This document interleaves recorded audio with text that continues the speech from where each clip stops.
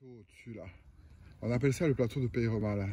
En fait, c'est ce qui donne sur les falaises qui descendent sur Anduze. Il y a un passé pastoral ici, élevage ovin, qui est vraiment énorme. Le grand abreuvoir, les clos, on voit qu'il y avait vraiment une activité ovine importante. Frédéric Mazère et Thomas Marsili sont bergers éleveurs à Corbès. Propriétaires d'un troupeau de 300 brebis de race Rayol, les deux associés développent un système d'élevage pastoral. Le principe du pastoralisme, c'est que les bêtes se nourrissent uniquement sur ce qu'elles trouvent sur les parcours. Le cycle il commence avec l'arrivée d'estive. Pendant toute cette période, on reste sur la zone Cévennes.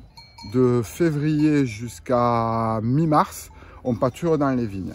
Et là, on a un partenariat avec les viticulteurs des caves coopératives de Massière-Gatuèche et de Tornac. Et au 15 juin, elles montent en estive. Une partie du troupeau va en Cévennes et l'autre partie va en Savoie.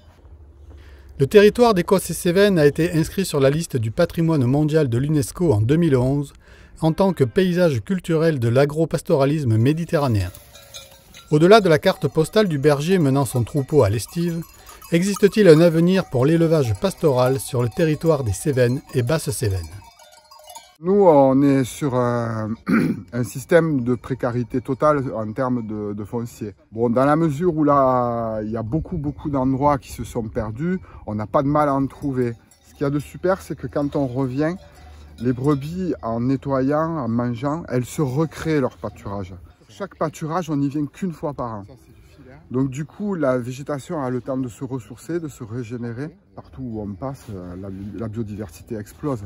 Il y a des plantes qui avaient disparu il y a 30 ou 40 ans et qu'on voit réapparaître parce que les brebis ouvrent le paysage. Le pastoralisme, à mon avis, propose une porte de sortie de l'agriculture intensive, monoculture, chimique, etc.